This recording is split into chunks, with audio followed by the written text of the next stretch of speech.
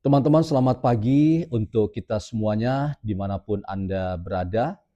Dalam keadaan apapun, mari kita tetap bahagia ya. Jangan lupa bahagia, karena bahagia itu gratis, teman-teman. Dan karena dia gratis, maka ini sebetulnya terkait langsung dengan kesehatan mental kita.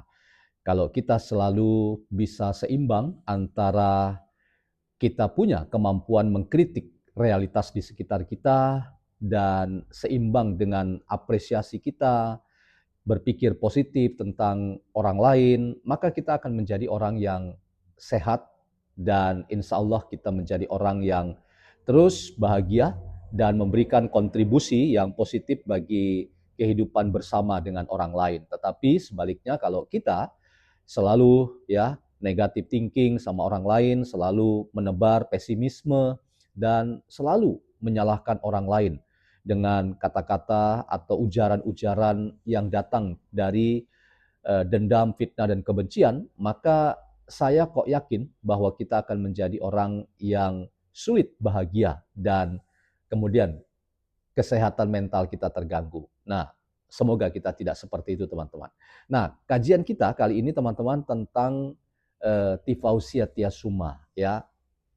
Saya kok sudah lama ya tidak melihat orang ini, Tifa, podcast pribadi, tapi saya tidak tahu apakah di channelnya ia selalu aktif ya dalam memberikan komentar-komentar atau dalam berbagai kesempatan di mana nampak sibuk Roy Suryo bersama dengan kuasa hukumnya Refli Harun, ya sama-sama cari berita maksudnya. Jadi podcast terus, kemudian mereka terus ya konferensi pers dan seterusnya, ya. Dan menurut saya ini ya bukti bahwa saya yang merasa ya kalau kita benar-benar adalah tim hukum dan kita semua adalah berupaya untuk melihat Roy Suryo dan kubunya itu mempersiapkan segala sesuatu, termasuk kemungkinan-kemungkinan buruk ya, dan prosesnya itu hingga ke pengadilan, maka ada sesuatu yang ganjal. Ganjalnya itu apa? Karena biasanya kalau ini adalah persoalan hukum, maka orang itu habis waktu untuk apa? Untuk mempersiapkan ini dan itu, untuk melakukan perlawanan hukum, dokumen-dokumen disiapkan, dibangun narasi hukum ini dan itu. Tapi kalau kita lihat ya, kubu Roy Suryo ini yang hampir di setiap waktu membuat keterangan pers atau podcast atau membuat berita, dan apalagi itu pada sosok Refli Harun yang dalam konteks ini adalah leader ya dari tim hukum Roy Suryo. Menurut saya ya habis waktunya untuk podcast itu membuat kita bertanya-tanya, apakah ia memang punya tim yang solid untuk ia dampingi, untuk ia temani, untuk ia bersamai dalam rangka mempersiapkan banyak ya eh, hal-hal yang terkait dengan membela kliennya, dalam hal ini Roy dan Tifa, atau mereka jangan-jangan sudah menyerah ya. Karena itu bodoh amat dengan persiapan hukum, yang penting podcast setiap hari. Nah, kembali ke Tifa, teman-teman. Saya sudah lama terus terang, jadi ada rindu juga ya dengar orang ini. Tapi ada juga rumor-rumor yang mengatakan bahwa Tifa hilang di telan bumi ya, dan kita tidak tahu apakah ia memang masih eksis di Indonesia atau sudah kemana ya. Tetapi itulah ya, kadang-kadang netizen memberikan catatan-catatan yang analisisnya itu bisa kemana-mana. Nah, mengapa penting kita bicara tentang Tifa ya? Karena terakhir misalnya ia memastikan ya ada 3 kata kunci yang penting dalam penyelesaian kasus ijazah Pak Jokowi, yaitu clean, clear, dan eh, eh, apa eh, eh, ya nanti C-nya satu lagi. Aduh, sorry, tiba-tiba salah, tiba-tiba lupa. Jadi 3C katanya yang akan menjadi kata kunci dari penyelesaian kasus ijazah Pak Jokowi. Nah, mengapa kita penting bicara tentang orang ini? Karena terakhir misalnya Refli Harun kan katakan bahwa Tifa jarang tampil ya, bukan kemana-mana, tetapi karena sibuk sedang akan ujian defense atau ujian mempertahankan disertasinya. Ya, kita syukuri kalau itu memang benar ya. Tetapi ya itu tadi ya, rumor mengatakan bahwa ia sebetulnya tidak berkuliah dan seterusnya ya. Jadi mana yang benar kita tidak tahu ya, walau alam, hanya dia dan Allah yang tahu. Nah, kita akan dengar teman-teman apa yang dikatakan oleh Tifa terakhir ia membuat komentar. Selamat datang teman-teman dalam channel YouTuber NKRI, sebuah perspektif filsafat dalam membaca fenomena sosial, politik, dan demokrasi di tanah air kita tanpa berpretensi untuk menggiring opini kita, mempercayai pandangan-pandangan dalam channel ini. Sekali lagi teman-teman, terima kasih atas atensi, perhatian, dan supportnya. Mari kita perkuat demokrasi kita dengan kita mulai dari diri kita sendiri dalam rangka kita mendewasakan cara penggunaan narasi penuh dengan kesantunan dan keadaban. Kita akan simak teman-teman apa yang dikatakan oleh Tifa berikut ini. Penyelesaian kasus kontroversi ijazah ini terletak pada 3C, ya, 3C. Clean, clear, credible. Ya. Jadi clean dokumen, ya, clear prosedur, dan credible saksi dan ahli. Kredibilitas saksi dan ahli. Dan itu yang akan kita kejar sampai kasus ini selesai. Ya. Nah, pada kasus sengketa yang nanti akan kami majukan pada sidang KIP ini kita berhubungan dengan clear dokumen, ya. Jadi dokumen yang 709 dokumen ini harus clear betul. 709 dokumen ini harus clear betul. Maka pada tahapan pertama yang kami minta, jadi kami akan step by step ya, bukan langsung begitu aja. Jadi tahap pertama yang kami minta pada sidang tersebut adalah daftar 709 dokumen tersebut. Daftar 709 dokumen tersebut sebagaimana yang sudah kami minta kepada UGM dan diberikan daftar tetapi dihitamkan ini. Nah, dari daftar ini ya sebagai peneliti, dan kami juga sudah punya network dan sudah kami mulai ya penelitian kami terkait dengan 709 dokumen itu, maka insya Allah kami akan membantu negara ini untuk membuka misteri maupun jawaban-jawaban yang diperlukan untuk menjawab kontroversi yang terkait dengan ijazah mantan presiden. Penyelesaian kasus kontroversi ijazah ini terletak pada 3C, ya, 3C. Clean, clear, credible, ya. Jadi clean dokumen, ya, clear prosedur, dan credible saksi dan ahli. Kredibilitas saksi dan ahli. Dan itu yang akan kita kejar sampai kasus ini selesai. Ya. Nah, pada kasus sengketa yang nanti akan kami majukan pada sidang KIP ini kita berhubungan dengan clear dokumen. Ya. Jadi dokumen yang 709 dokumen ini harus clear betul. 709 dokumen ini harus clear betul. Maka pada tahapan pertama yang kami minta, jadi kami akan step by step ya, bukan langsung begitu aja. Jadi tahap pertama yang kami minta pada sidang tersebut adalah daftar 709 dokumen tersebut. Daftar 709 dokumen tersebut sebagaimana yang sudah kami minta kepada UGM dan diberikan daftar tetapi dihitamkan ini. Nah, dari daftar ini ya sebagai peneliti, dan kami juga sudah punya network dan sudah kami mulai ya penelitian kami terkait dengan 709 dokumen itu, maka insya Allah kami akan membantu negara ini untuk membuka misteri maupun jawaban-jawaban yang diperlukan untuk menjawab kontroversi yang terkait dengan ijazah mantan presiden. Penyelesaian. Baik teman-teman, kita sudahi nonton ya. Saya sengaja untuk putar 2 kali supaya saya tidak lupa bagian-bagian yang penting untuk kita diskusikan di sesi yang kedua ini. Nah, saya ingin mulai dari apa yang dikatakan oleh Tifa ya tentang ia membantu negara. Jadi ia katanya ya dari 709 barang bukti yang mereka sudah terima dari UGM, dan itu yang mereka sedang kerjakan ya untuk memeriksa dengan baik keterhubungan tentu antar dokumen dan bagaimana ya menjelaskan, menerangkan isi dari dokumen itu ya, untuk apa, paling tidak kepentingan mereka sebagai tersangka itu adalah pembelaan diri ya, dan sekaligus yang dikatakan dia tadi ya membantu negara dalam rangka menguak atau mengungkap ya kontroversi ijazah mantan Presiden Jokowi ya. Itu sah-sah saja. Tetapi teman-teman, ini yang perlu kita garis bawahi ya. Membantu negara ya itu dalam hal apa ya? Dalam posisi sebagai orang yang patut diduga melakukan perbuatan melawan hukum ya.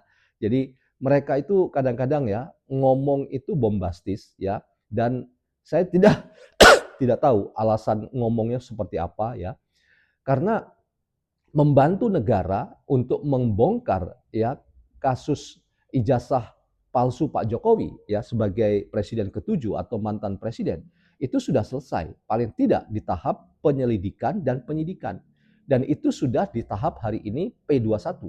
Jadi kalau masih ada pernyataan membantu ya, itu menurut saya mereka tidak sadar diri sebagai posisi berstatuskan tersangka ya. Artinya ketika mereka ya menempatkan diri sebagai tersangka terkait dengan pasal-pasal yang dikenakan kepada mereka, maka mereka tidak akan sesumbar ya. Menurut saya ini sesumbar banget ya. Lalu mereka merasa bahwa masih di atas angin dan posisi mereka itu adalah ada satu kata yang pernah mungkin diucapkan oleh Tifa ya, dan itu menjadi juga bahan kontroversi dalam percakapan netizen ya, soal kata mblejeti ya. Jadi satu persatu akan dipertanyakan dan pastinya ya, karena barang buktinya itu ada 709, maka Tifa katakan bahwa persidangan ini akan memakan waktu 4 tahun ya. Jadi luar biasa ya, ancaman sekaligus ya, ia mencoba memompa semangat dirinya ya. Lalu ada bagian-bagian lain yang ia katakan kasihan Pak Jokowi ya, karena Pak Jokowi itu sakit dan ini sakit autoimun yang sistemik. Artinya ya, tidak mungkin Pak Jokowi itu dapat bertahan dalam persidangan yang memakan waktu 4 tahun itu. Nah, saya sudah bantah itu teman-teman ya, tidak ada persidangan sampai 4 tahun ya, karena persidangan itu harus juga efektif, efisien, kemudian murah, dan tujuan akhirnya itu adalah kepastian hukum. Bayangkan saja, misalnya persidangan itu sampai 4 tahun, lalu pertanyaan publik kapan akan mencapai yang namanya kepastian hukum.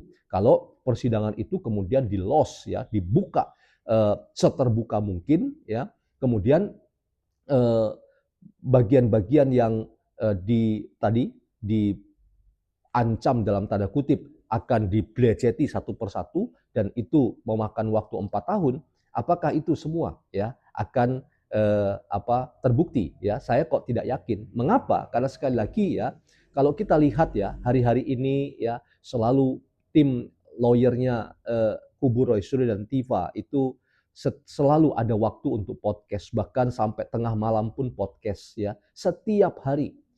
Maka apa yang dikatakan oleh Rismond itu ada benarnya. Apa yang dikatakan Rismond? Bahwa orang yang memburu ijazah Pak Jokowi itu adalah 3 klaster. Pertama, orang yang memburu cuan ya dari berita-berita yang mereka miliki dalam podcast atau dalam akun YouTube mereka ya, dan itu termonetisasi, maka mereka mengejar berita. Karena apa? Karena ini berkaitan dengan cuan mereka, karena ada monetisasi dan seterusnya ya.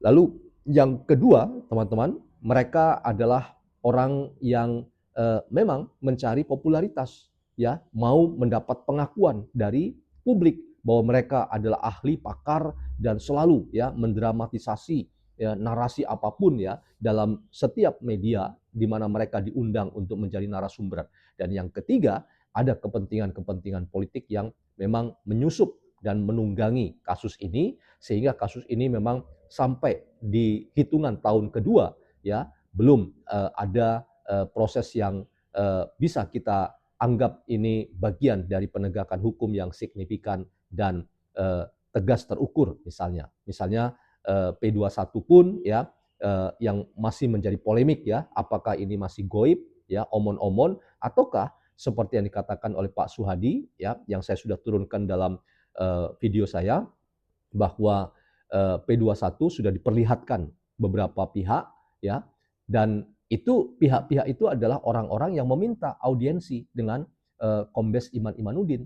Nah, makanya saya menantang, mengapa kubu Roy Suryo enggan untuk meminta ya audiensi, sementara mereka selalu berkoar-koar dari satu tempat ke tempat lain, bahkan mengkapitalisasi, mengglorifikasi ya ketika mereka diterima oleh Jampidum dan seterusnya ya di Kejaksaan Agung Republik Indonesia, termasuk mendatangi Kejaksaan Tinggi Republik Indonesia, sesuatu yang tidak signifikan. Dan ini makin terlihat bahwa mereka sebetulnya sudah tidak tidak yakin ya mampu bertahan ketika P21 itu sudah memang dideklarasikan, dinyatakan atau disampaikan resmi dari JPU ke Kepolisian Polda Metro Jaya. Nah, kembali ke TIFA, teman-teman. Jadi hal membantu ini menurut saya tetap terbuka, ya, terbuka dalam arti sulit untuk kita pahami, ya.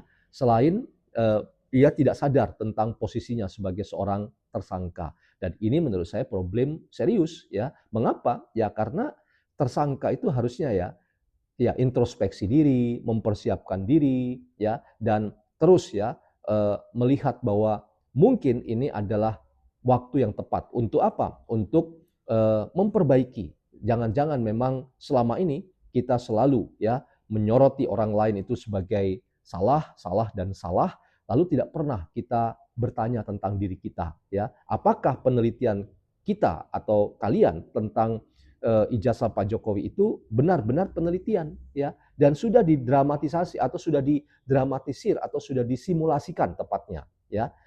Lalu diperlihatkan kepada masyarakat, nih angka 100% kata TIFA, ya, tentang metode matematika dalam bidang kedokteran, ya, kata Refli Harun, ya, sangat bombastis, ya, mengatakan membela TIFA yang adalah kliennya, ya, bahwa ini angka 100% ini berdasarkan penelitian matematika kedokteran, ya. Dan terakhir ya itu tadi TIFA katakan ijazah Pak Jokowi, skripsi Pak Jokowi, transkrip nilai Pak Jokowi 100% itu palsu, ya. Jadi bukan lagi 99,9% palsu. Dan ini teman-teman sekali lagi memberikan pesan kepada kita bahwa problem serius kita hari-hari ini adalah melihat ya orang-orang ini adalah kumpulan mereka-mereka yang terus ya memperlemah diri sendiri, ya. Dan saya ingin katakan akhirnya terjawab apa yang kita kita ingin ketahui, ya, bahwa TIFA menghilang, ya, menghilang di telan bumi. Entah benar alasan yang Refli Harun katakan bahwa ia tiarap dan ia menghilang di telan bumi, ataukah memang ia sedang mempersiapkan diri dalam rangka defense-nya atau ujian tertutup atau terbuka dalam rangka disertasinya. Nah, kembali teman-teman, apa yang dikatakan oleh TIFA sekali lagi ya. Jadi ada 3 kata kunci, 3 C ya. Jadi clean, clear dan credible ya terhadap semua proses dan khususnya barang bukti. Dan ini dipastikan teman-teman dari kubu Pak Jokowi, saya mendapat informasi yang A1 ya, bahwa mereka sangat siap. Karena itu mereka hampir-hampir tidak ada waktu ya untuk hadir dari satu podcast ke podcast yang lain, ya. Mereka cukup menjaga jarak dan dipastikan hanya orang-orang tertentu saja yang giliran ya, seperti ada penunjukan. Misalnya kadang-kadang kita lihat Rifai Kusumanegara, kadang-kadang Firmanto, dan 1-2 kali ada Yakub Hasibuan. Mengapa? Ya, pertanyaannya itu karena mereka memang fokus pada pendampingan terhadap ya kebutuhan klien mereka timnya bergerak ya, yang tidak terlihat bergerak, dan itu memastikan bahwa apa yang sebetulnya sedang dilakukan secara secara seksama ya, secara baik, secara tidak terlihat, itulah yang akan memberikan dampak yang sangat luar biasa efeknya ya. Jadi langsung menghantam pada inti persoalan. Jadi bukan malah ya hadir selalu dalam podcast-podcast dan membuat berita-berita dari masing-masing punya channel ya. Kalau teman-teman ikuti ya, ada RH Channel, ada Roy Suryo Official, ada Abdul Ghafur Official, ada apa lagi si Ugroseno Tribrata. Oke saja, Anda boleh ya, karena Anda adalah orang yang menghasilkan berita ya. Tetapi teman-teman, waktu, effort ya, usaha Anda itu luar biasa. Lalu pertanyaan publik, kapan waktu Anda untuk diam ya, memeriksa dokumen, mempersiapkan argumentasi dalam rangka Anda siap ya. Dalam intuisi saya teman-teman, P21 itu tinggal ya itu sudah ada dan dilanjutkan dengan penyerahan barang bukti berikut tersangkanya. Dan ini teman-teman sekali lagi harus kita kritisi dengan baik.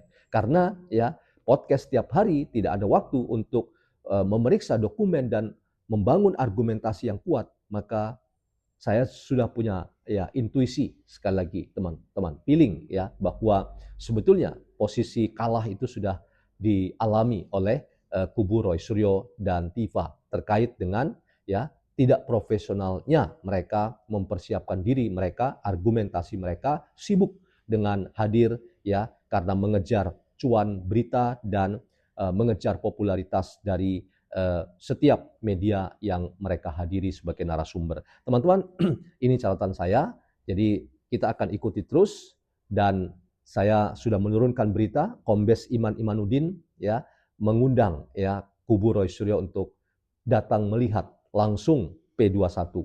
Ini sesuatu yang harus Anda tanggapi ya Mas Roy, Mas Refli dan Mbak Tiva ya. Ini kesempatan ya untuk Anda audiens dan Anda melihat barangnya itu seperti apa P21 supaya Anda jangan lagi-lagi menuduh kepolisian, apalagi menyebut ya Kombes Budi atau Kombes Iman itu sebagai pembuat gaduh atau omon-omon belaka atau bahkan menggosip belaka. Itu ya bukan narasi yang bertanggung jawab. Teman-teman, ini catatan saya, semoga ada manfaatnya. Semangat di hari ini teman-teman dan selalu beri yang terbaik bagi hidup Anda, keluarga dan lingkungan di sekitar kita.